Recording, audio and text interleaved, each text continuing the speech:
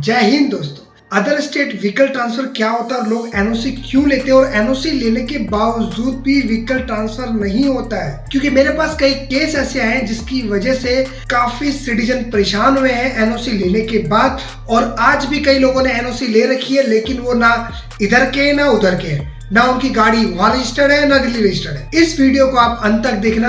जब आप एनओसी लेते हो, अच्छी बात है एनओसी लो, क्यों लो? क्योंकि आपका ट्रांसफर हो गया, वहां जाके नई गाड़ी लोगे, इससे अच्छा है कि पुरानी गाड़ी को ले जाओ। लेकिन उसमें आपको रोड टैक्स भरना होता है। क्या आपको पता है कि अदर स्टेट में रोड टैक्स कितना भरना होगा? आपको नहीं पता होता, पहली बात। दूसरी बात, आप जिस स्टेट के लिए लेके जा रहे हो, जिस डिस्ट्रिक्ट के लिए आप एनओसी लेके जा रहे हो, क्या आपको पता है वो आरटीओ वहां पे रजिस्टर्ड करेगा या नहीं करेगा?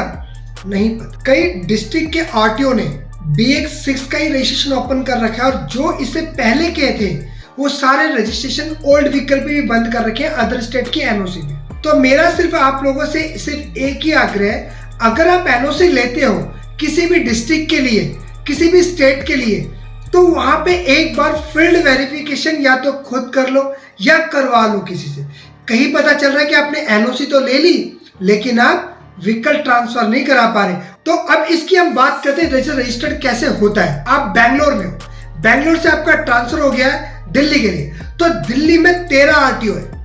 अब दिल्ली में आप कहां जाके सेटल हो गए आपको तो पता नहीं होगा, तो या तो पहले आप दिल्ली में सेटल होने का इंतजाम करो, क्योंकि यहाँ पे एरिया वाइज होता है। ऐसे तो रूल ये कहता है बैंगलोर से जो गाड़ी आ रही है उसे यहाँ रजिस्टर्ड कर दी जाए, लेकिन यहाँ पे 13 से 14 आरटीओ है।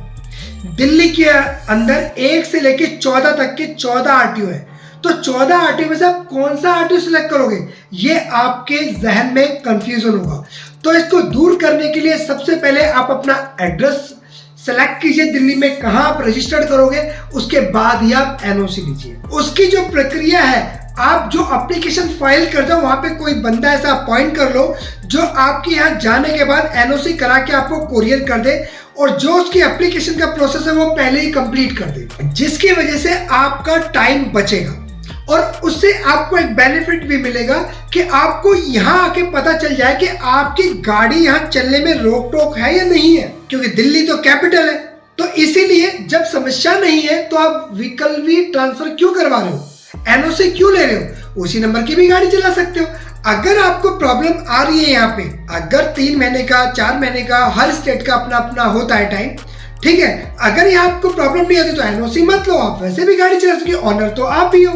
तो इस चीज का आपको फील्ड वेरिफिकेशन करना है खुद को। ये अच्छे से जांच लें कि उस स्टेट में इस व्हीकल को कितने टाइम के लिए लिमिटेशन है चलाने की, ये अच्छे से जांच लें, वरना ऐसा होता है कि पैसे भी लग जाते हैं और काम भी नहीं होता, धक्के खाने हैं वो अलग। मैं इसमें एक छोटा सा आपको बता देता हूँ दिल्ली में क्या रूल है अभी का।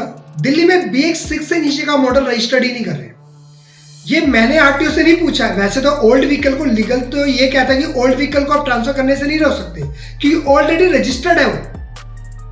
न्यू रजिस्ट्रेशन बंद है BX6 से, ओल्ड नहीं बंद होना चाहिए। लेकिन यहाँ मेरे को कस्टमरों से फीडबैक मिला, लोगों ने मुझे बताया है कि सर यहाँ पे हमारा ओल्ड व्हीकल भी रजिस्टर्ड नहीं कर रहे। तो उसके लिए आप एक RTI लगा दो उस स्टेट के लिए, जिस स्टेट के लिए आपको एनओसी चाहिए। इसमें क्या क्या डॉक्यूमेंट की रिक्वायरमेंट है, एक RTI आप लगा के डॉक्यूमेंट उसके हिसाब से आप अरेंज कर सकते हो, जिसकी वजह से आपको कोई भी आरटीओ वाला मिस गाइड नहीं करेगा। तो यहाँ पे सब तरह के इंसान मिलेंगे, अच्छे भी मिलेंगे, बुरे भी मिलेंगे।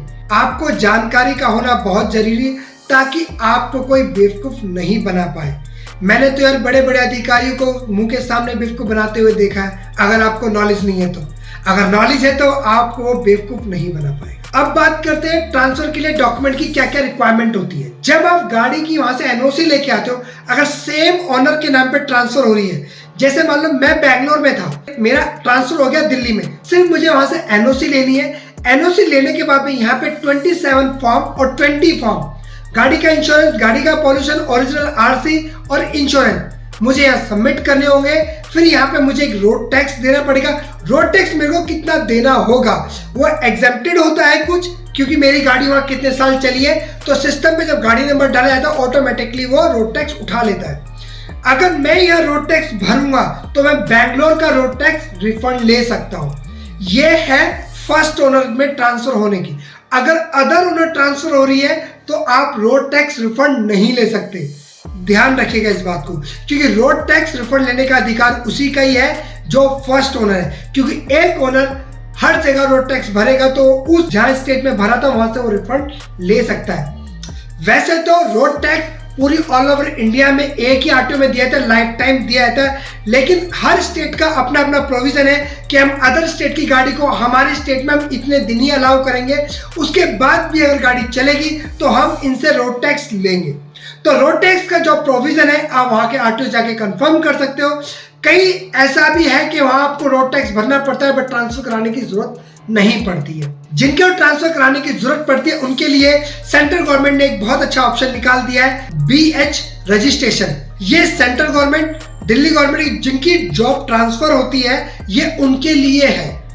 उनके लिए इसीलिए क्योंकि हर स्टेट में वो टैक्स देना पड़ता था, लेकिन इसमें भी आपको क्या लगता है कि टैक्स नहीं भरना पड़ता? दिल्ली के अंदर अगर BH रजिस्ट्रेशन आप करवा रहे हो तो आपको 2 साल का एक बार टैक्स भरना पड़ेगा, ठीक है, 2 साल की। फिर आप अदर स्टेट कहीं भी लेके जाओगे आपको कोई रोड टैक्स नहीं भरना पड़ेगा। लेकिन जैसे ही आपके 2 साल कंप्लीट हो जाएंगे, आप किसी भी स्टेट में ट्रैवल कर रहे हो वहां पे आप टैक्स भरने का प्रोविजन पूछ सकते हो और आरटीओ में जाके आप भर भी सकते हो। आजकल परिवहन काफी अपडेटेड हो गया है। कई स्टेटों में विदाउट जाए काम हो जाता है, कई स्टेट में जाना पड़ता है, काम बहुत स्मूथ हो चुका है। तो इसीलिए आप लोगों को अगर इससे रिलेटेड कोई कंफ्यूजन हो तो आप मुझे कमेंट कर सकते हो। मेरे से कांटेक्ट करना चाहे तो मेरे से आप कांटेक्ट भी कर सकते हो, और अगर वीडियो अच्छा लगे तो लाइक और सब्सक्राइब भी कर सकते हो। जय हिंद, जय भारत।